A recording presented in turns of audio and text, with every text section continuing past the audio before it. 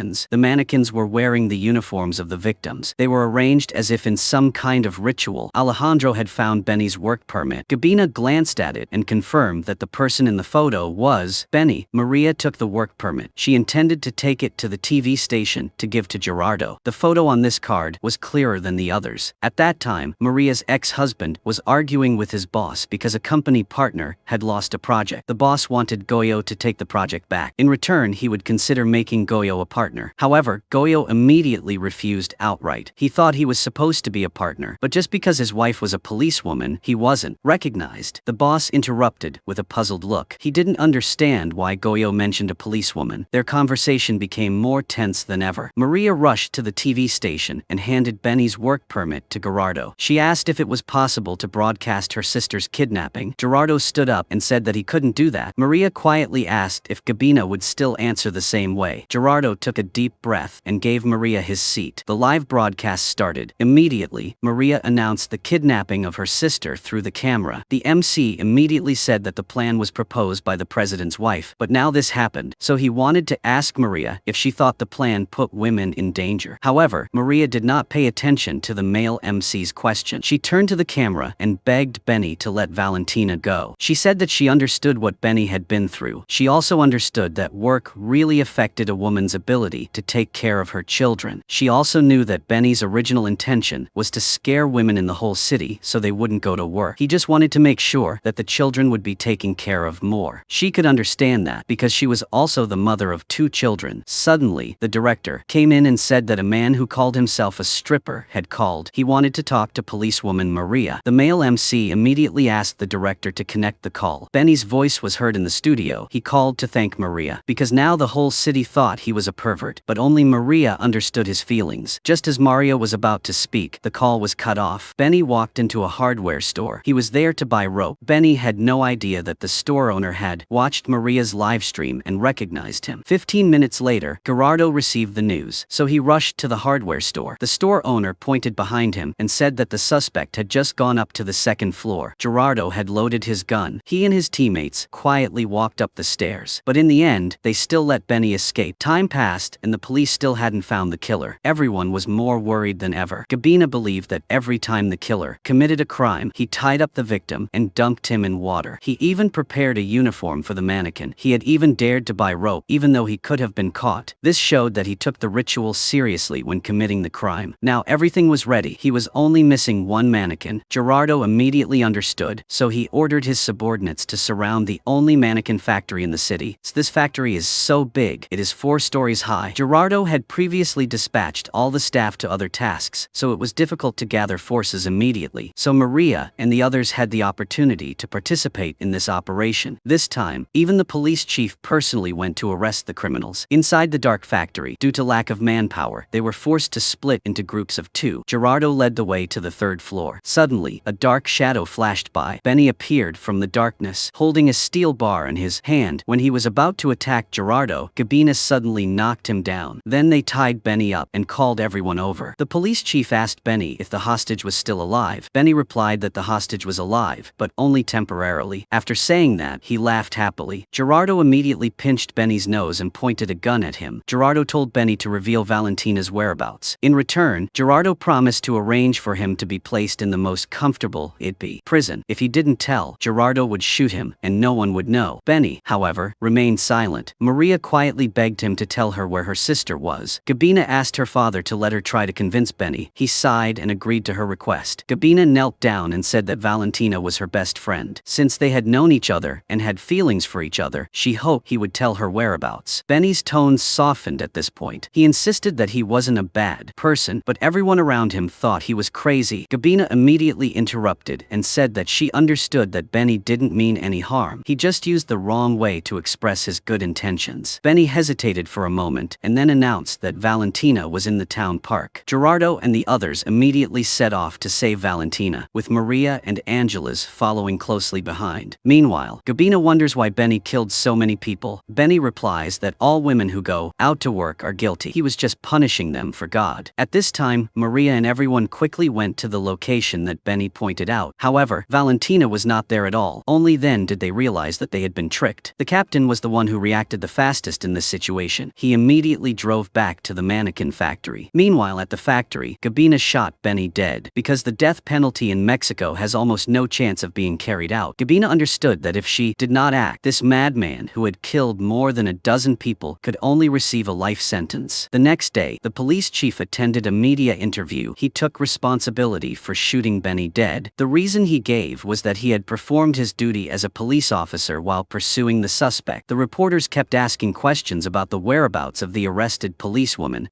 The police chief began to feel uncomfortable, so he decided to let the president's secretary answer the former media instead. At the police station, Gerardo admitted for the first time that Valentina was his colleague. Now they had only one clue left. They needed to search all the places related to water, including lakes, streams, sewers, and even the hair salon. The first victim had died in a sink. No one was allowed to sleep until they found Valentina. As soon as the order was given, Maria and the others interrupted. They thought that such a search would never yield results. Then 3 women carried the clue board from the basement to the lobby. Gerardo looked at them with wide eyes, amazed. He had been a police officer for more than 20 years, but he had never seen such a clear clue board. Gerardo eliminated all the distractions on the clue board to determine the locations where Benny had left his victims. Then they discovered that the killer seemed to like to leave his victims near his workplace. Gerardo immediately ordered his subordinates to conduct a search of all water areas within a 3 kilometers radius of the police station. But unfortunately, they did not find any clues. Maria felt extremely worried. Gabina had a new idea. She thought that Benny had acted very hastily this time because the rope was bought in a hurry. The location where the victim was left could also be a temporary decision. However, Angeles did not think so. She thought that they had found Benny at the mannequin factory because he had completed all the previous steps. There was a naked mannequin in the basement. That meant Valentina was the last victim. If the killer wanted to close the loop, the most likely place was the starting point of the case. Maria immediately reacted after hearing this. She thought of the wastewater treatment plant where Benny's mother worked. In fact, Angeles' opinion was completely correct. It was just that they realized it a little late. The captain had led everyone to the wastewater treatment plant. As soon as they entered the door, they found that the guard had been killed. The captain was sure that Valentina was there. However, when they entered, they realized that there were hundreds of sewage treatment tanks in this place. Angeles stopped and tried to remember the photos she had seen. Last time, she asked Vincent to bring the file of the deceased police officer. She remembered that Benny's mother drowned in tank number 37. The captain immediately took action and quickly found tank number 37. He immediately took a stick and smashed the drain. Gabina gave Valentina artificial respiration. Fortunately, she regained consciousness. When Valentina regained consciousness, she was still in shock. She did not expect that she had almost lost her life. Half a month later, the presidential election had ended. The current president continued to hold his position. 4 female police officers were summoned to the police station. What was outrageous was that they did not receive any praise. On the contrary, they were prosecuted for more than a dozen crimes, including illegal possession of guns, disobeying orders, breaking into a house, and many others. The presidential secretary announced that he had discussed with the district prosecutor. Because of the police chief, he would reduce their sentences. Specifically, the 4 of them would be given 4 years of probation. This statement surprised Maria. They had clearly solved the case and made achievements, but in the end, they still had to receive prison sentences. Suddenly, the presidential secretary changed his tone. He said that he had discussed with the police. If they did not want to go to jail, they would need to sign a document admitting that they did not participate in the investigation. In this way, the related violations would no longer exist. In the end, Captain Alejandro was very angry with this result. Many people were also dissatisfied. In particular, this inspector wanted to bring Angeles into his team. He believed that as long as she was in the team, their crime-solving efficiency would definitely increase. However, as soon as the heavy snowfall ended, the president decided to disband the female police force. A week passed quickly. The presidential secretary announced at a press conference that the president had decided to give special treatment to the murderer John. The reason was because he had greatly helped solve the strip murder case. 30 years ago, he was imprisoned for murder. Today, he walked out of prison as a hero. After that, the lives of the 4 women returned to normal. Maria had more time to spend with her children, and she also refused her ex-husband's offer to get back together. Gabina was still the same as before. Every day, she went to the police station to bring food to her brother and father. Angeles and Gabina's 3rd brother became a couple. At the same time, he also resigned from the police to pursue his dream of becoming a chef. Valentina focused on taking care of Felix, who was still bedridden. Sometimes Valentina helped Maria look after after her children. On the day the First Lady announced the disbandment of the female police force, Captain Alejandro led the female police officers straight onto the stage. Valentina gave a speech on behalf of everyone. She said that they had sacrificed a lot of time with their families, but society did not recognize their efforts. However, all those sacrifices were worth it because they had protected the people they loved. She then turned to question the First Lady. She recalled that when they graduated, the First Lady had said they were the best police officers in Mexico, but now she wanted to fire them. So Valentina believed that history would not forget how the First Lady fought for them today. As soon as this sentence was uttered, the First Lady immediately fell into a difficult position in front of the public. She faced a series of questions from the press. The First Lady was forced to give in and promised to keep their positions. From here, the female police team continues to face new cases. The movie ends here. Thank you for your attention and watching. Goodbye, and see you again.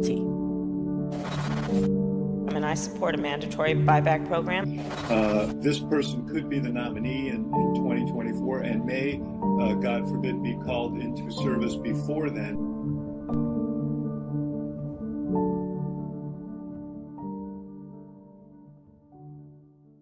Okay, so Mercedes, after watching this, how is it possible when you see the gun grabbing, the unconstitutional policies, the support of eliminating jobs, raising taxes, putting illegal aliens first, putting felons first and Americans last, how does Joe Biden possibly masquerade as a moderate after naming someone like California, San Francisco liberal like Kamala to the ticket?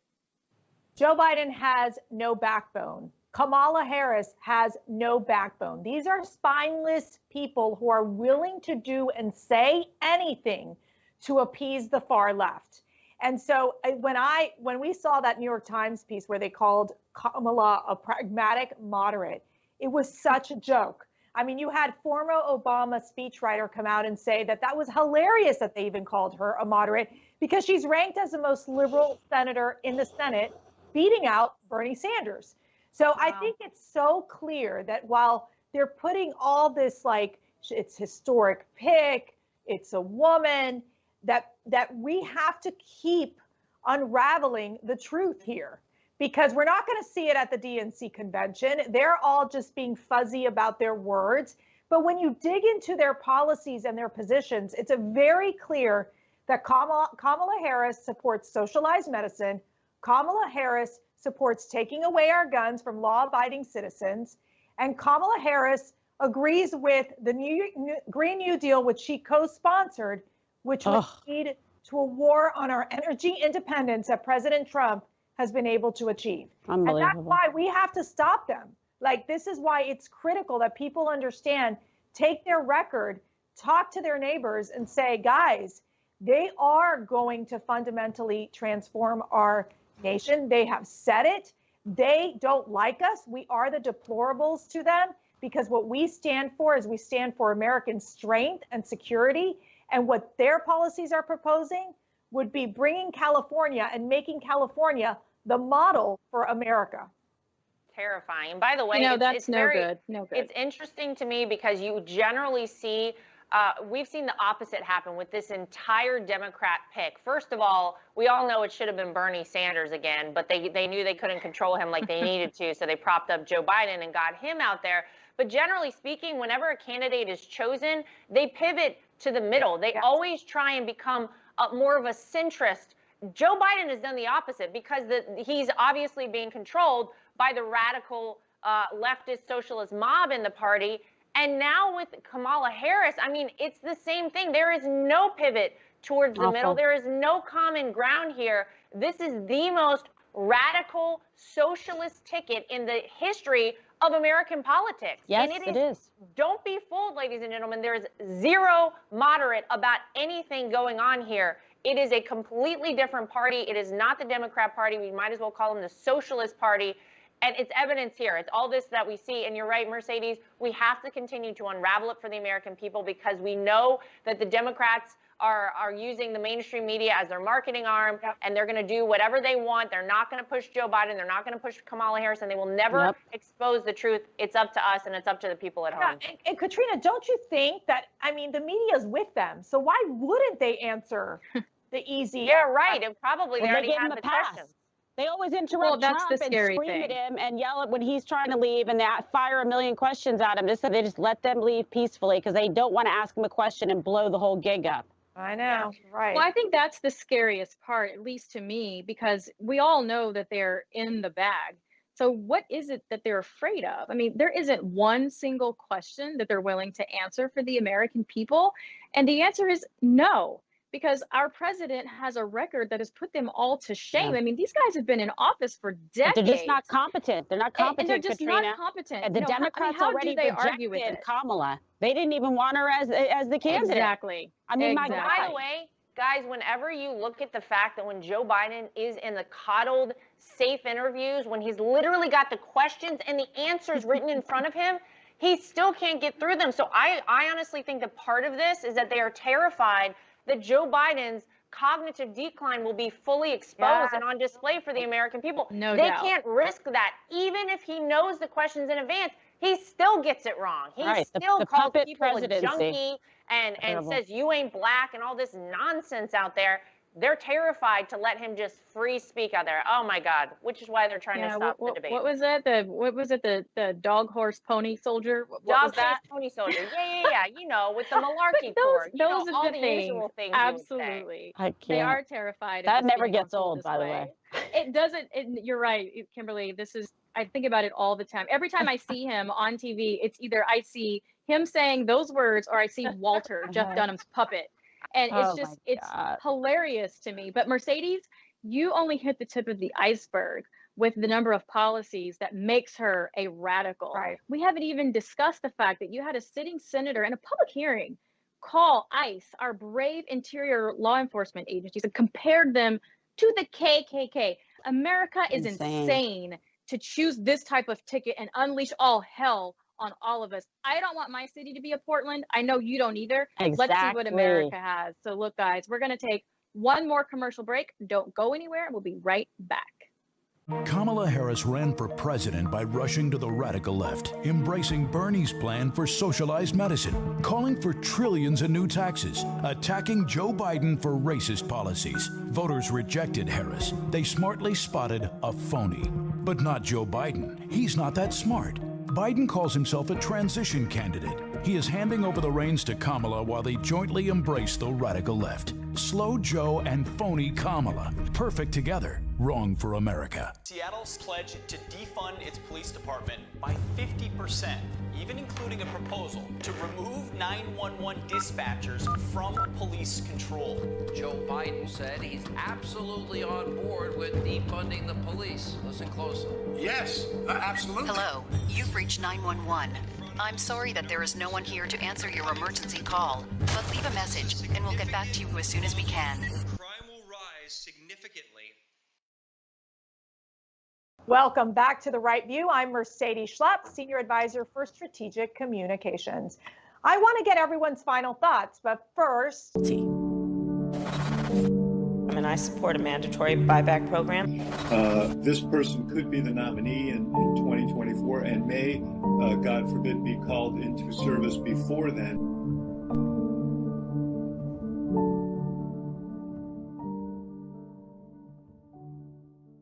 Okay, so Mercedes, after watching this, how is it possible when you see the gun grabbing, the unconstitutional policies, the support of eliminating jobs, raising taxes, putting illegal aliens first, putting felons first and Americans last, how does Joe Biden possibly masquerade as a moderate after naming someone like California, San Francisco liberal like Kamala to the ticket?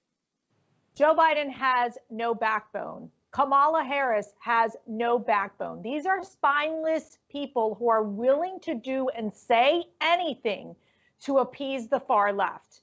And so when we saw that New York Times piece where they called Kamala a pragmatic moderate, it was such a joke. I mean, you had former Obama speechwriter come out and say that was hilarious that they even called her a moderate because she's ranked as the most liberal senator in the Senate, beating out Bernie Sanders. So I think it's so clear that while they're putting all this, like, it's historic pick, it's a woman, that we have to keep unraveling the truth here, because we're not going to see it at the DNC convention. They're all just being fuzzy about their words. But when you dig into their policies and their positions, it's a very clear that Kamala Harris supports socialized medicine. Kamala Harris supports taking away our guns from law-abiding citizens. And Kamala Harris agrees with the Green New Deal, which she co-sponsored, which would lead to a war on our energy independence that President Trump has been able to achieve. And that's why we have to stop them. Like, this is why it's critical that people understand, take their record, talk to their neighbors and say, guys, they are going to fundamentally transform our nation. They have said it. They don't like us. We are the deplorables to them, because what we stand for is we stand for American strength and security. And what their policies are proposing would be bringing California and making California the model for America. Terrifying. And by the way, that's no good. It's interesting to me because you generally see, we've seen the opposite happen with this entire Democrat pick. First of all, we all know it should have been Bernie Sanders again, but they knew they couldn't control him like they needed to, so they propped up Joe Biden and got him out there. But generally speaking, whenever a candidate is chosen, they pivot to the middle. They always try and become more of a centrist. Joe Biden has done the opposite because he's obviously being controlled by the radical leftist socialist mob in the party. And now with Kamala Harris, I mean, it's the same thing. There is no pivot towards the middle. There is no common ground here. This is the most radical socialist ticket in the history of American politics. Yes, and it is. Don't be fooled, ladies and gentlemen. There is zero moderate about anything going on here. It is a completely different party. It is not the Democrat Party. We might as well call them the Socialist Party. And it's evidence here. It's all this that we see. And you're right, Mercedes, we have to continue to unravel it for the American people, because we know that the Democrats are using the mainstream media as their marketing arm, and they're going to do whatever they want. They're not going to push Joe Biden. They're not going to push Kamala Harris, and they will never expose the truth. It's up to us, and it's up to the people at home. And Katrina, don't you think that, I mean, the media is with them, so why wouldn't they answer the easy? Yeah, right. And probably they already have the pass. questions. They always interrupt Trump and scream at him and yell at when he's trying to leave, and they fire a million questions at him. They just let them leave peacefully because they don't want to ask him a question and blow the whole gig up. I know, right. Well, I think that's the scariest part, at least to me, because we all know that they're in the bag. So what is it that they're afraid of? I mean, there isn't one single question that they're willing to answer for the American people. And the answer is no, because our president has a record that has put them all to shame. I mean, these guys have been in office for decades. But they're just not competent. They're not competent, and they're just Katrina. not competent. And the Democrats already rejected Kamala. They didn't even want her as the candidate. Exactly. I mean, By the way, guys, whenever you look at the fact that when Joe Biden is in the coddled, safe interviews, when he's literally got the questions and the answers written in front of him, he still can't get through them. So I honestly think that part of this is that they are terrified that Joe Biden's cognitive decline will be fully exposed and on display for the American people. No they doubt. can't risk that. Even if he knows the questions in advance, he still gets it wrong. He still calls people a junkie and says, you ain't black and all this nonsense out there. They're terrified to let him just free speak out there. Oh my God, which is why they're trying to stop the debate. What was it? The dog, horse, pony soldier? What dog, was that? horse, pony soldier. Yeah. You know, with the malarkey tour. Those all are the things. usual things. Absolutely. I can't. They are terrified. That never gets old, by the way. It doesn't. You're right, Kimberly. I think about it all the time. Every time I see him on TV, it's either I see him saying those words or I see Walter, Jeff Dunham's puppet. And it's hilarious to me. But Mercedes, you only hit the tip of the iceberg with the number of policies that makes her a radical. Right. We haven't even discussed the fact that you had a sitting senator in a public hearing call ICE, our brave interior law enforcement agencies, and compared them to the KKK. America is insane to choose this type of ticket and unleash all hell on all of us. I don't want my city to be a Portland. I know you don't either. Exactly. Let's see what America has. So look, guys, we're going to take one more commercial break. Don't go anywhere. We'll be right back. Kamala Harris ran for president by rushing to the radical left, embracing Bernie's plan for socialized medicine, calling for trillions in new taxes, attacking Joe Biden for racist policies. Voters rejected Harris. They smartly spotted a phony. But not Joe Biden. He's not that smart. Biden calls himself a transition candidate. He is handing over the reins to Kamala while they jointly embrace the radical left. Slow Joe and phony Kamala. Perfect together. Wrong for America. Seattle's pledged to defund its police department by 50%, even including a proposal to remove 911 dispatchers from police control.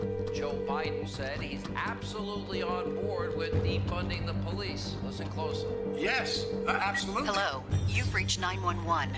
I'm sorry that there is no one here to answer your emergency call, but leave a message and we'll get back to you as soon as we can. Crime will rise significantly. Welcome back to The Right View. I'm Mercedes Schlapp, Senior Advisor for Strategic Communications. I want to get everyone's final thoughts, but first...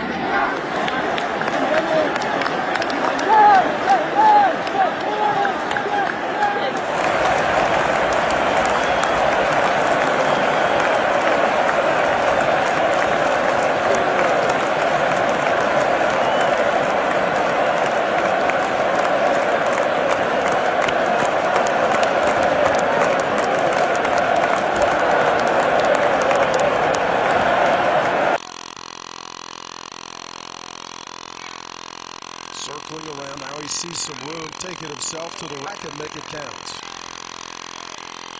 We had a hunch he was going to shoot it, right? That was a nice drive. And the finish. One game.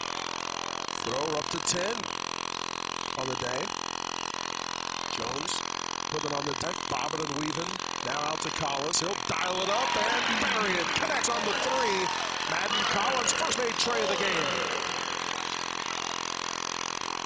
Eagles lead up to 4.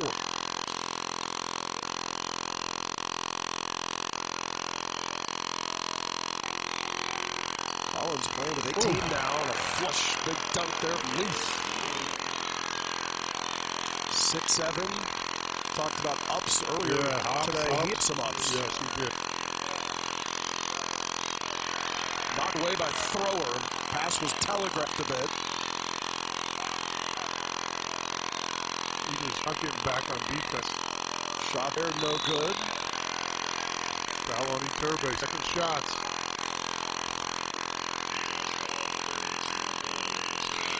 There you see Luth off to the races. It buzz in. He had a little space. And get up, get it. Too easy. Mayock letting him drive to the basket. Big fella's not going to shoot the jumper in there, right? Give him a little space. Here's Scantleberry. Was a McDonald's All-American nominee a year ago. He's a freshman from Chicago, Illinois. Coming up off a double-double, correct? Friday night.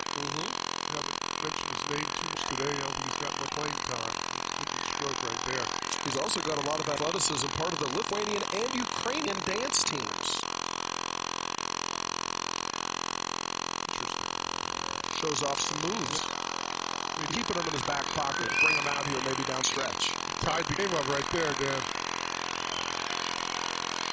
All knotted up at 61 apiece. Crowd getting behind the Eagles. And the Quaker fans getting into it, too. University of Pennsylvania, large alumni base here. Sebastian trying to find McDonald. Intercepted. Penn looking to take the lead for the first time in a long time.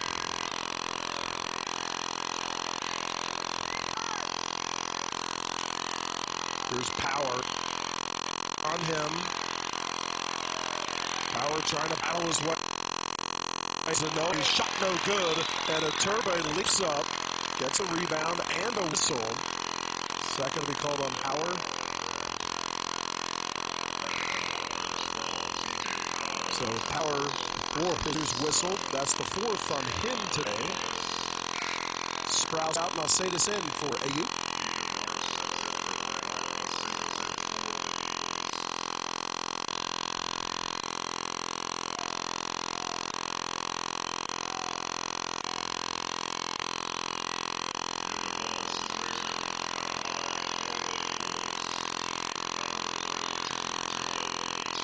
Iturbe at the free throw line.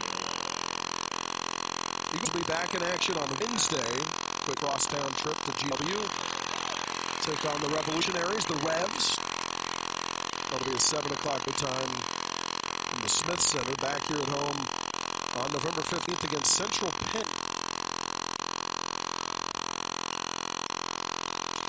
Iturbe 1 for 2 on that trip. Here's Thrower.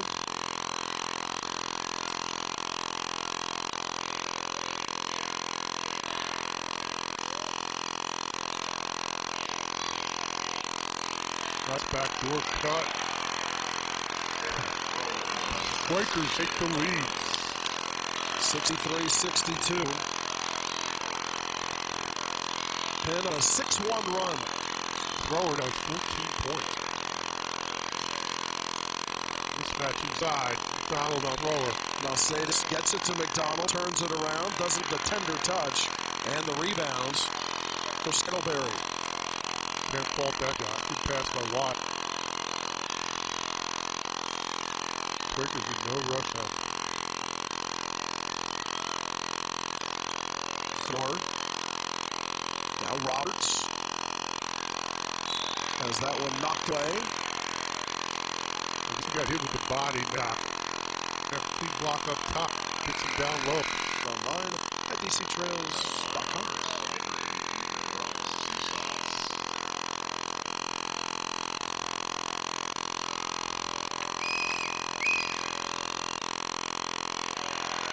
Roberts short on that one.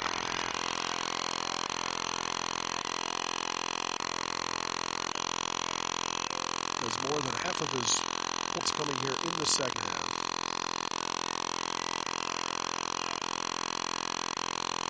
Okay, we got a 4 o'clock game on that Friday after Thanksgiving. You're going to have to get your shopping in early.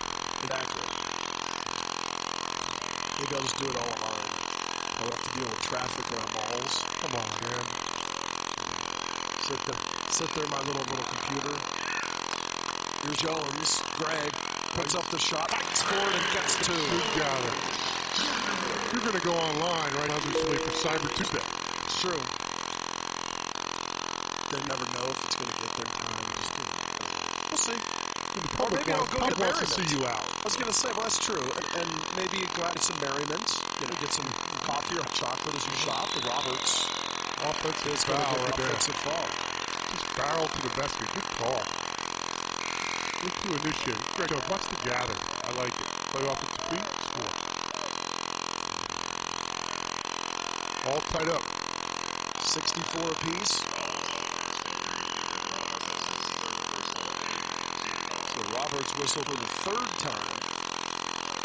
Sprouse, Sebastian, Iturbe, Collins, and Jones out there right now for AU. Here's Sebastian as he gets going toward the basket. Can't get it fall, but does draw a whistle. Cade looking still for his first made shot from the field. He had it circling around. Now he sees some room, take it himself to the rack and make it count.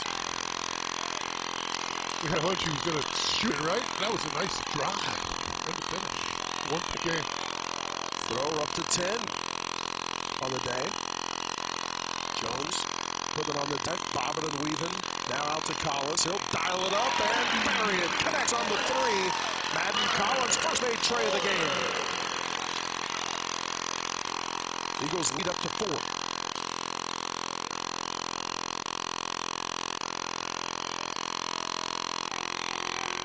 Collins playing with 18 now, and a flush big dunk there from Leaf. 6'7".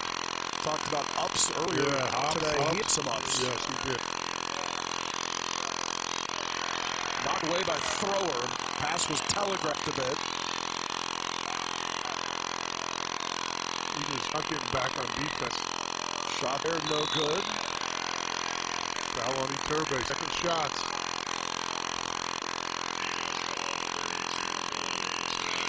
There you see Luth off to the races. He'll buzz in. He had a little space. And get up, get it. Too easy. Mayock letting him drive to the basket. Big fella's not going to shoot the jumper in there, right? Give a little space. Here's Scantleberry. Was a McDonald's All-American nominee a year ago. He's a freshman from Chicago, Illinois. Coming up off a double-double, correct? Friday night. Haven't mentioned his name too much today. I don't think he's got no playing time. Good stroke right there. He's also got a lot of athleticism, part of the Lithuanian and Ukrainian dance teams. Shows off some moves. Keeping them in his back pocket. Bring them out here maybe down stretch. Tied the game up right there, Dan. All knotted up at 61 apiece. Crowd getting behind the Eagles. And the Quaker fans getting into it too. University of Pennsylvania, large alumni base here. Sebastian trying to find McDonald. Intercepted. Penn looking to take the lead for the first time in a long time.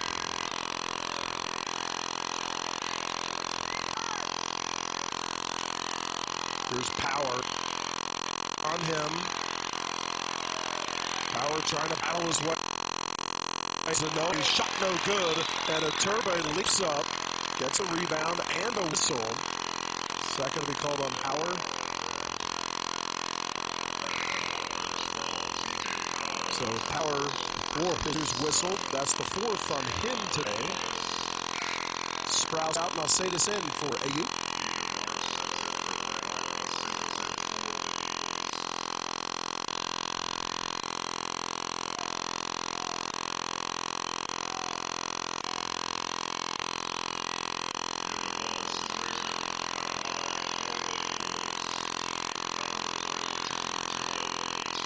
Turbo at the free throw line. Eagles will be back in action on Wednesday. Quick crosstown trip to GW. Take on the Revolutionaries, the Revs. That'll be a 7 o'clock time from the Smith Center. Back here at home on November 15th against Central Penn.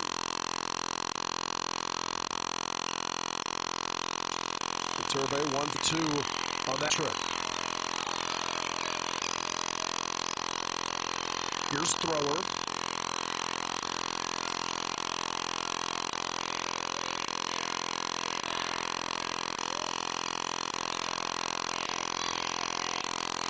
Nice backdoor cut. Quakers take the lead. 63-62. Penn on a 6-1 run. Thrower does 14 points. Mismatch inside. McDonald on Thrower. Nalcedis gets it to McDonald, turns it around, doesn't the tender touch, and the rebounds for Skittleberry. Can't fault that guy. Good pass by Watt. Quakers with no rush on. Ford. Now Roberts has that one knocked away. He got hit with the body knock. That clean block up top. Gets him down low. Online at DCTrails.com.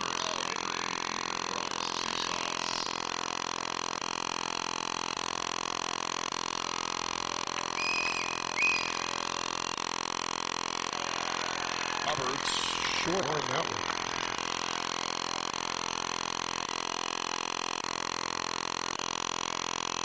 Has more than half of his points coming here in the second half.